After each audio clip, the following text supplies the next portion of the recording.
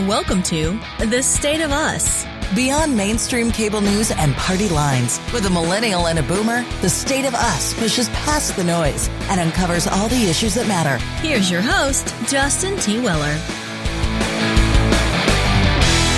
At a time when our nation's leadership is being critically tested, the very notion of how the United States came to be is as important as ever.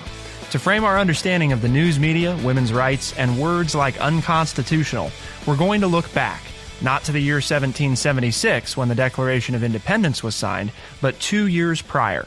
Today, we get to speak with the author of a recent book, 1774, The Long Year of Revolution. Mary Beth Norton is a professor of American history at Cornell University, has authored numerous books, and is a renowned historian. Mary Beth, thanks for joining us. I'm very glad to be here to talk to you. And of course, we couldn't begin this critical conversation without True Chat senior historian and an educator of more than 30 years. Here is your friendly redneck liberal, Lance Jackson. Good day, Mary Beth. I really enjoyed reading your book and how you took on the topic of how the American colonists really grappled with the idea of declaring independence. For most Americans, the year 1776 is what comes to mind as the start of our nation. Yet your book, Mary Beth, focuses primarily on the year 1774 and ends about 15 to 16 months prior to the signing of the Declaration of Independence. So why should we care about 1774? Well, one of the things that I've learned over my years of studying and teaching about the American Revolution is that the year 1774 was really critical. It was the year in which people turned from being loyal subjects of the British Empire to being, at least some of them, interested in revolution. Now, not everyone. And in fact, one of the things my book does is to spend a lot of time talking about the political controversies of the year 1774. But I argue that by the end of the year 1774, independence was clearly in sight. And this was a pretty substantial change, right? I mean, I think a lot of people, when they think about this time, just believe that the United States was pretty unified in this front, but really it was a pretty quick switch from loyal subjects to the British Crown to deciding that it was time to throw off those bonds and go out and start a new nation, which was a pretty wild concept at any point in history, but especially during this time, facing arguably the greatest power the world had seen up until that point. Yes, I agree completely. And it happened over the course of the year 1774. Americans before 1774, colonists, as they would have referred to themselves, had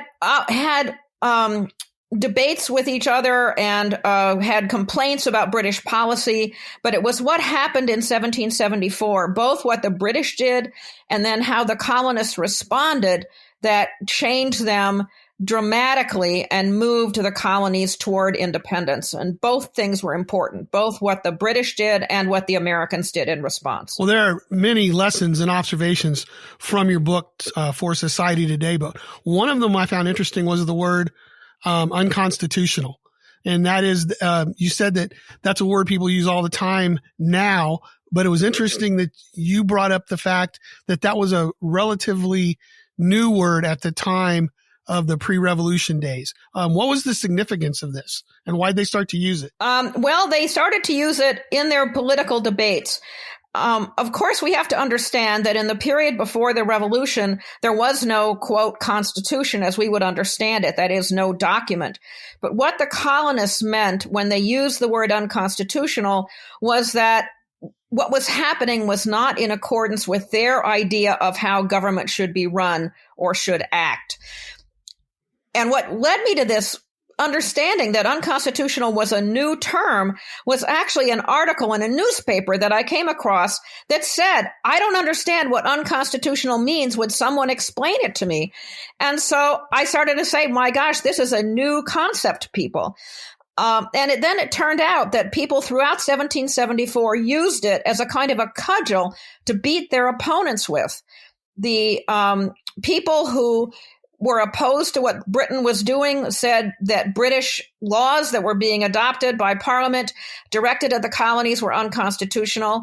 And the people who supported British authority said that what the Americans were doing to respond to those laws, that is, setting up independent congresses and committees, ignoring and avoiding the existing colonial governmental structures, that they were doing was unconstitutional. Kind of a twofold thing happening there, not all that unlike what we see today, where both parties use it when it suits their needs and uses it as that weapon. Yes, both groups used it, and people were concerned about it. I have to say that Americans who were involved in setting up the congresses and committees recognized that what they were doing was not in accordance with the way the British government had operated in the past. And so they were worried about it and they were hesitant. And they wondered whether people would obey the kinds of rulings that came down from the congresses and committees, because they had no link to the standing British authority. And then I take it the people who were supporting the British were using it to say then that what the colonial committees were coming up with was unconstitutional?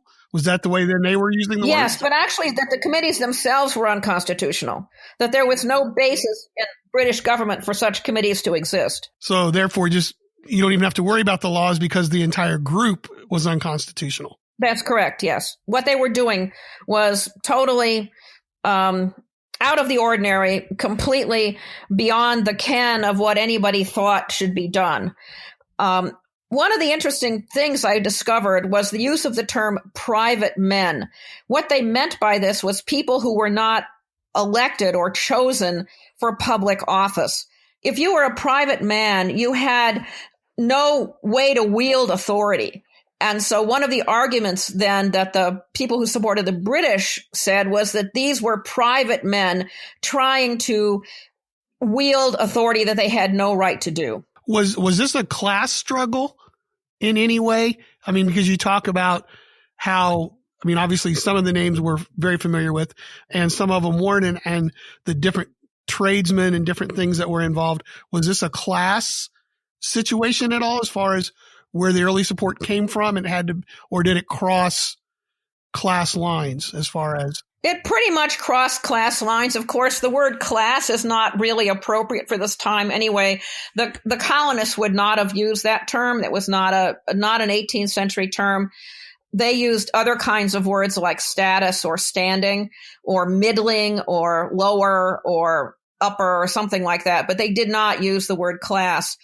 In any event, both people who were loyal to the crown and people who were opposed to the British authority crossed lines. Some poor people were in favor of Britain. Some poor people were opposed to Britain.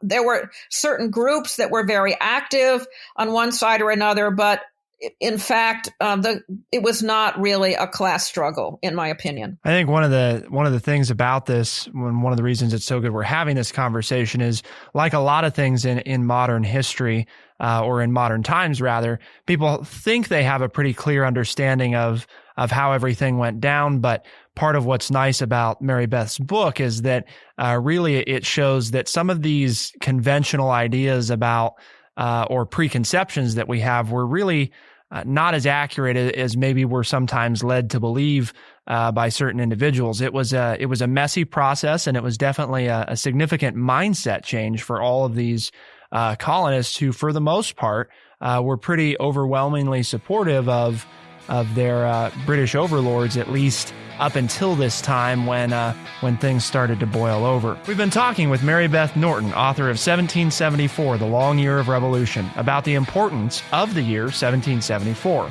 But a number of questions still remain. Was there really a free press as we think of it now? And how important were women to the founding of this nation? To find out, keep it here on The State of Us, and we'll be right back.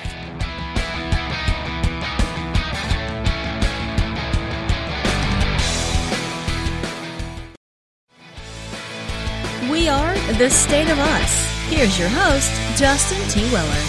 Lessons for Today from America in 1774. We're speaking with Mary Beth Norton, a professor of American history at Cornell University, about the significance of the year 1774. Next, we're looking at what modern society can learn from examining this crucial part of history. Mary Beth, I found it very interesting, the parts of the book when you were talking about the press and the free press, and how the press was slanted, but many of them, you pointed out, tried to be present from both sides. But really what caught my attention was how people were allowed to write to the newspapers or have things published in the newspaper and write anonymously. That's something that we don't see anymore. How did this influence people's opinions and perception? And what about that whole concept? Where did that come from? And, why was that allowed? Well, who would have stopped it? There was nobody to stop it. But in fact, that was a tradition of the American press, and it had come from the English press going back to the 17th century, that people published anonymous opinions.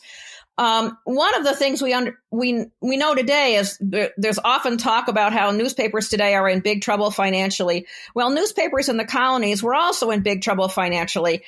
Lots of newspapers did not make a lot of money. Printers, in fact, made their money by printing regular forms like legal forms or something like that, or creating paper, just making paper. They didn't make their money from selling newspapers for the most part. And so but they wanted to have as big a circulation as possible. And so they opened their columns to anybody for the most part.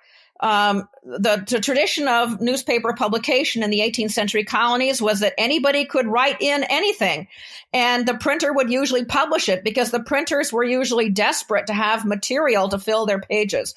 I might add, these newspapers were published once a week for the most part. And there were advertisements. They were supported by ads, the way newspapers today are or would like to be supported by ads. But they had many columns to fill, and the way they filled those columns was by publishing many anonymous opinion pieces. Some of them funny, some of them serious, some of them some of them poetry. Some of these newspapers had regular poetry columns. They basically would publish anything. They were desperate. And so anybody could write in anything. And people would then sometimes complain that some previous author had written ungrammatically or was not a good enough writer or something like that. So even this idea of what we think of, these very edited, curated forms of news that you see in newspapers or even websites today, was really not the way that it was back then. It was kind of, we need to fill this with something. And a big part of it, is it fair to say, was also influence driven. It wasn't necessarily about let's make a lot of money with this paper. It's let's reach a lot of people so that we are, in essence, this power broker of sorts, and we can control or at least influence what people think. Certainly, by the time you get to 1774, there is a good deal of the idea of let's influence people through what we're saying. I mean, one of the things that's interesting is how the newspapers, even in 1774, started out trying to be neutral in what they published. That is, they would publish both articles critical of the British and articles in favor of the British. As time went on in 1774, as the population became more polarized, the newspapers too became more polarized. There were fewer and fewer papers that continued to open their pages to both sides, and more papers that took sides. And in fact, most of the papers that took sides chose resistance, but there were still some newspapers that continued to publish articles that were in favor of British policy. Switching gears here a little bit, that's very interesting. But switching gears, your book does a great job of talking about various women that were crucial to the cause. And that was very interesting because when you sit in most history classes that people did in school, they didn't hear too much about women. And you brought many different women to light. Just how crucial were they to the cause? How essential were they in some of these discussions? And who were they? Well, probably the most important woman in the public discourse was Mercy Otis Warren, who was the sister of James Otis, who was an early leader of resistance to Britain that I don't actually talk about in the book because by the time of 1774, he was very ill and not able to participate. But his sister, Mercy, who was married to James Warren, who later became governor of Massachusetts, and she herself later wrote a history of the Revolution, wrote plays and published them in the newspapers in Boston, wrote plays in which she basically destroyed or tried to destroy the British administration in Massachusetts in the period of 1774 and then going forward into 75 and 76. So one of the things that's interesting, because we actually did an episode, Lance, maybe a month or two back now, on the Adams family and kind of the role that they played not only in our founding, but the dynasty that was the Adams family. Tell us a little bit about Abigail Adams and why there were women like her who were definitely political advisors to their husbands and an important part of helping guide them in their decision making. With all of that influence, why did it take more than 100 years for almost any women's rights to be formalized? I mean, when you read a lot of these founding documents and when you see what was put in it, they very explicitly refer to men. Now, yes, there are cases where maybe they were referring to mankind, so to speak, but a lot of this wasn't spelled out, and it took many years for our nation to overcome that. Why, with some of these powerful women there, why did more of that not happen at the beginning of our country? Why did it take so much longer to get there? Well, it's always hard to answer a question as to why something didn't happen. But in effect, the question you've just asked me would take about 5 books to answer, and many books have been written about that subject. But briefly, I would just say that the idea of womanhood in the 18th century was very much domestic, was very much that women were subordinate to men. When Abigail wrote to her husband her famous letter in which she said, "Remember the ladies," or because all men would be tyrants if they could. Sometimes people have read that as supporting women's voting, but in fact, she's talking about the laws of marriage and how women were subordinated to men during marriages. So even someone as forward-thinking as Abigail Adams in 1774, 75 didn't really think about women voting. I might add, however, that in a little known episode of American history, women in New Jersey did seize the right to vote in the 1780s, 1790s, and into the early 19th century because the men of New Jersey forgot to put the word male in their constitution when they were defining voters. So then they went back and modified it so that then women could not vote? Is that how that happened? Yes, the men of New Jersey changed it in 1808 or 1809. I forget exactly. But in fact, women did vote, and we know this for a fact, that women who owned property, which meant they had to be unmarried because women could not own property while they were married in their own name. Women did vote in New Jersey in the 1790s and into the early 19th century. And they were celebrated in poems and songs in New Jersey. I think in that period. This is another example, probably, would you say, of where we're trapped kind of by our own understanding of where we're at today.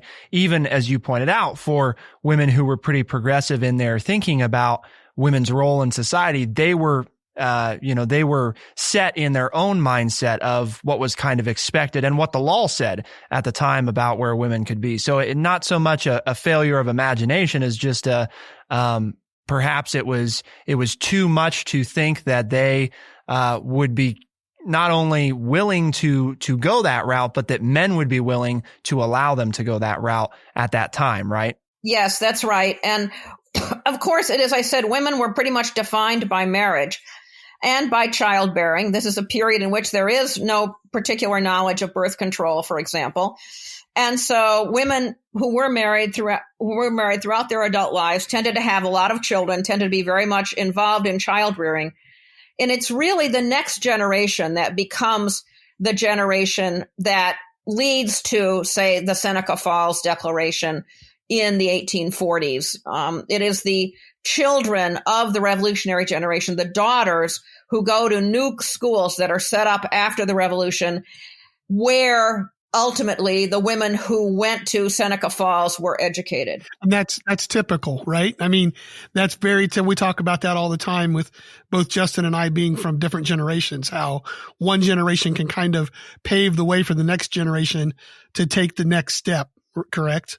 Yes, and it was the daughters of the revolutionary generation who went to schools themselves, went to the equivalent of high school. The first time girls could go to the equivalent of high schools in America was after the revolution. That's when those schools were founded. And those were the women who then founded the first women's colleges and who educated the women who went to Seneca Falls. Like most things, it's certainly a process. It takes time, and it takes people laying the groundwork for the next in line to build off of that and make the progress that we need or that we seek. So how can we use these lessons in our modern society, and how might these observations better inform our opinion of our elected officials? That's what Lance and I will discuss in the next segment of the show.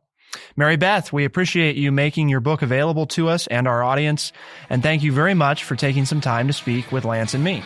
I'm glad you found it useful in your inquiries. Mary Beth Norton is the author of 1774, The Long Year of Revolution, which you can purchase by visiting thestateofus.org or anywhere that books are found. How can we use the lessons of 1774 in our modern society, and how might these observations better inform our opinion of our elected officials? To find out, keep it here on The State of Us, and we'll be right back.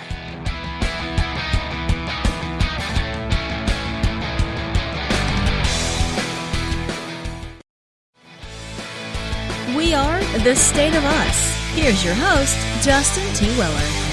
Our nation's leadership is being critically tested right now, and it makes us think some about, Lance and I had this conversation the other day, what do we want in leaders? What do we look to? What do we expect as a nation, right? And one of those ideas is this notion of a free press, which is formalized in our Constitution, right? That the press has certain rights.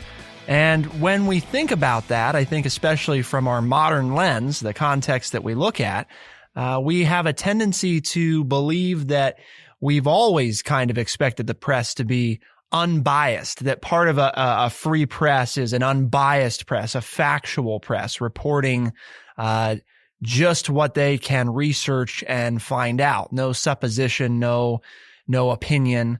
And in reality, as we've learned from speaking with Mary Beth Norton, the author of 1774, The Long Year of Revolution, in the first two segments of our show, that's really not the case. At least it wasn't in the early days of this republic.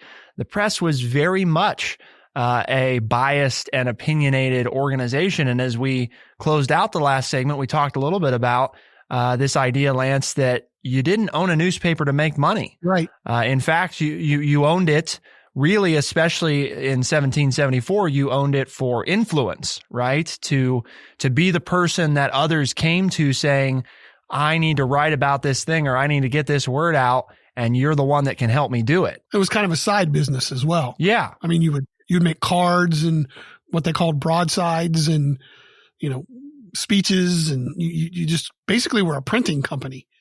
And then right. And you just did a newspaper. You printed a newspaper once a week or whenever you had got enough material to fill a page and put it out on the street to see if you could, break even. But I thought this whole notion was fascinating, this idea that really nobody expected papers, at least initially, to be unbiased. Right. It was the opinionation came from a long line of tradition, dating all the way back to English newspapers, right? Let's face it. And how they operated. Right. Let's face it. Most of us, when we were exposed to the press in either junior high or high school in our history class, it's the First Amendment, freedom of the press. And the freedom of the press means, guess what it means to me was the freedom of the press. It allows the press to write anything they want about anything. And they study the case of John Peter Zinger, that it's not liable if what you write is factual.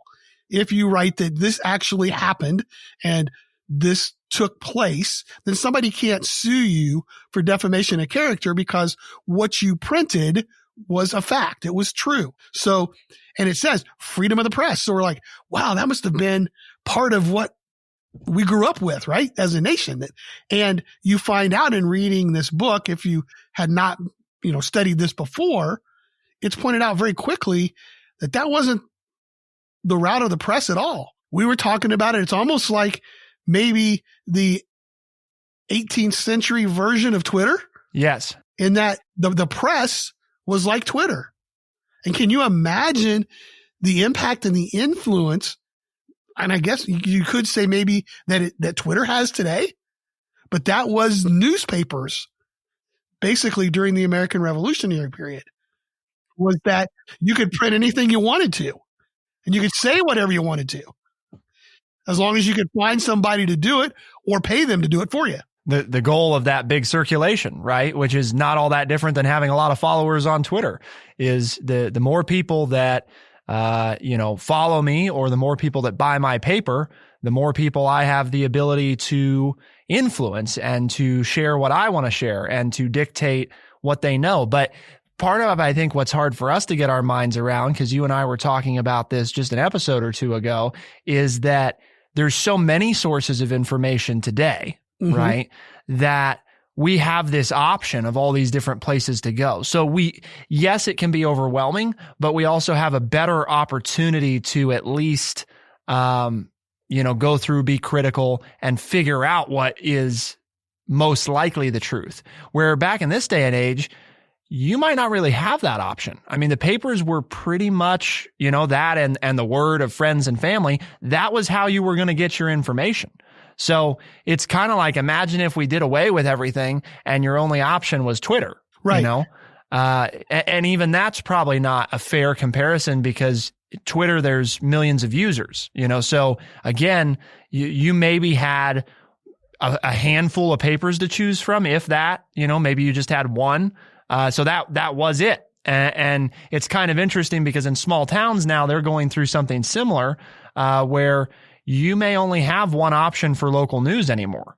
So you just kind of have to, and this is what people had to do back then, is just kind of take them at their word and hope that they were right, because there was no way to hold them accountable, because it's like, well, I guess I cannot subscribe to the paper, but then I'll definitely not know what's going on.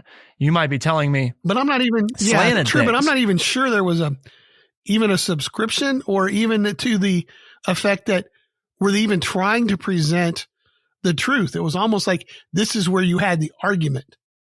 Whereas the whole that wasn't their mindset. Right, the mindset wasn't, today I'm going to pick up the newspaper or watch TV news or whatever, or go online and I'm going to read the facts. That didn't seem to be the case at all during the American Revolution days. And I think we talk about the free press, and we have an idea as Americans today of what that means. I think the press was free. They were maybe more free than we would like them to be, in the respect that it was pretty much a free for all. Do what you want, publish what you want, to who you want, when you feel like it, and there was no expected standards of what could or could not be printed. That's very true. It could be poetry, it could be cooking tips, it could be, it could be anything really. If you deemed it worthy, that was kind of the only requirement that you had to follow. And then interesting how perhaps some of that changed. So you have this free press, but now it becomes, we want a fair press. And that was kind of, she highlighted briefly this idea that they wanted papers to give equal time to different sides of the argument when talking about revolution. And then they started to choose sides, and you wonder how much of that harkens to where we are now, which is that, 10 years ago, Lance, there was kind of this push by a lot of, especially mainstream cable news outlets, to try to seem fair, right? And then in the last, 5-8 years, that's mostly been abandoned. I mean, they may still brand themselves that way, but you don't get the feeling when you tune in that they're trying to do that. They are unabashedly. Not like they were before. Right. Now it's just pretty much straight partisan. Everybody's chosen their side, and this is what we're going to talk about. So I think that's part of why Lance and I take time to examine books like this that you may initially look at, and be like, well, why do we need to read this? How does it have any relevance to today? Well, a lot of times we've been through similar things before, or our ideas about how we got to now aren't accurate. So we use these wrong preconceptions that we have to formulate modern arguments, and that's not good. Exactly. That is so true. So let's talk a little bit, Lance, because we have a couple minutes here left, a few minutes left. Okay. I've got one thing I'd like to bring up to you. Okay. We kind of discussed it. I don't know if it was on a show or off air, but the whole concept when you're reading this book, and it does a great job in the notes sections for those history nerds like me who like to go to the notes and where did the author get this information? And the number of letters and correspondences that were written between people that serve as a first person narrative and factual information for us to draw from, like letters from George Washington to his friend, Mr. Fairfax, Fairfax County, Virginia, huge land and everything. Just letters that, from the famous ones, and Mary Beth mentioned them too, between the Adamses as a family. But we don't have that anymore, right? People aren't sitting down and writing letters to where somebody can save that. And, it gets stuck in the family Bible. And 100 years later, the third or fourth generation pulls it out and reads what grandpa was thinking or what grandma was thinking when she wrote Aunt Mary, and so I found it fascinating how much letters were used to talk about this time period. And it makes me stop and think, well, what are we going to do now? Because as we found out, when you read the book, letters are very personal, right? People share their true feelings. But when you're on the newscast or you've got your phone or you're doing whatever, you want to look cool. You want to get followers.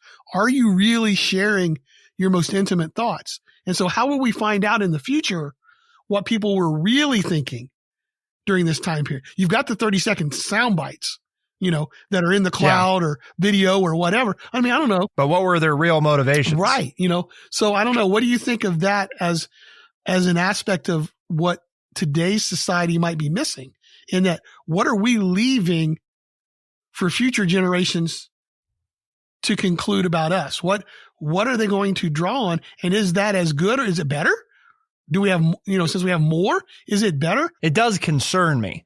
I don't know, because I've thought about it some, because you and I we've talked about it a couple times recently, especially with some of these historians that we've had on the program.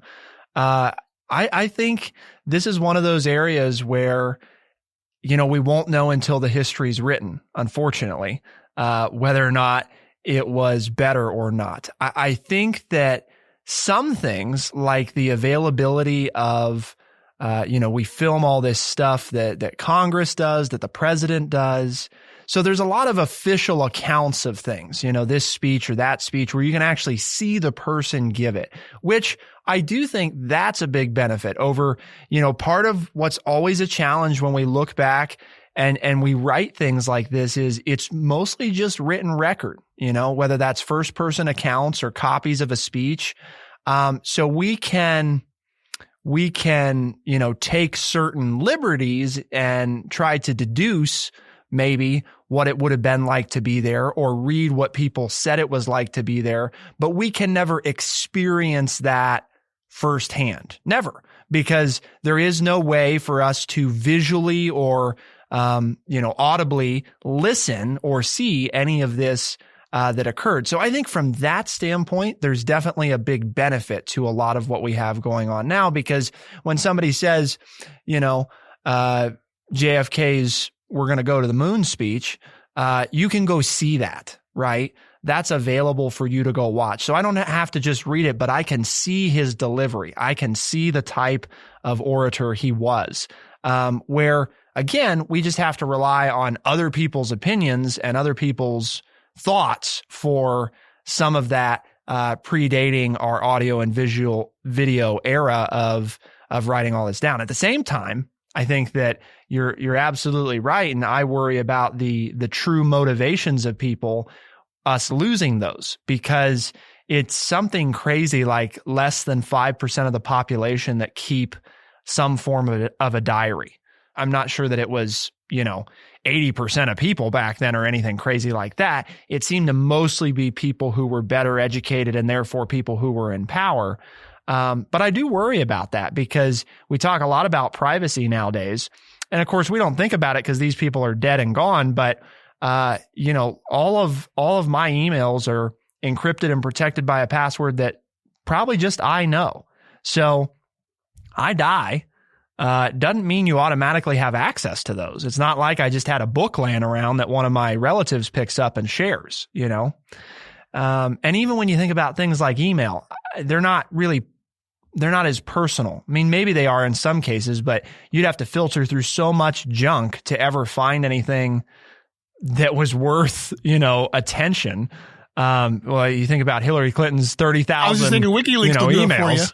Right. Right. Yeah. But, I guess I don't know. I think it's a real concern. I'm glad that you said that because I think that's one of those things that we do have to think about. And that's a lesson of, are we happy with leaving it the way that it is? Are we satisfied with not having those personal, honest accountings of our own feelings for future generations? Because I think you're probably right. We don't really have that same thing. We have a different thing, which is good in its own respect, but bad in the self-reflection aspect. So, Lance, as our listeners know, with other books that we've looked at, if people would like to pick up a copy of Mary Beth's book, they can do so by going to thestateofus.org. But our website's got a lot of other great resources too. Like you could read the mission statement there, right? Which is the whole reason that we're doing this today. And we take time to talk about and reframe these conversations, these things that people think either don't matter to them or that they didn't know mattered to them. That's what we're here trying to do. But why read it when you can listen to me state it for you, right? That our mission statement here at True Chat correct is to educate people by providing honest, open, and respectful conversations, because it sounds so much better with my voice inflection than it does if you just read it off a staid page on the internet. So that's why I do that for everybody. People are going to have a lot of our ramblings to go back and look at, right? Hundreds of them that you can go listen to if you're really so inclined. Future historians listening into this, you can do that. Look through the archives, right? So, but Lance, one of the ways we accomplish that mission is by bringing other people into this conversation, because honest, open, and respectful conversations are only as useful as those that we share them with and what we do with them. So how could other people invite their friends or family to tune in to the podcast version, which is released on Tuesdays and Thursdays? Well, we love new listeners and we like hearing from you. So if you get a chance to listen to this for the first time, get a hold of us and let us know. But you can tell your friends and family or your enemies, however you want to tell, that you can find us on Spotify, Stitcher, Apple Podcast, or anywhere else fine podcasts are found. For the State of Us on True Chat in Urbana, Ohio, I'm Justin T. Weller. And I'm Lance Jackson. Special thanks to our guest, Mary Beth Norton, for coming on today's show and sharing her book 1774 with us. And also, thank you to our producer, Bradley Butch, for making this happen. And we couldn't leave without thanking our audience for making what Lance and I do possible. We'll see y'all next time. Be the change.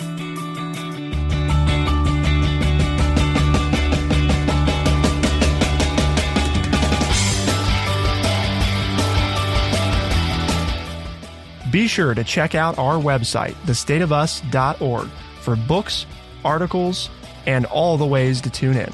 thestateofus.org.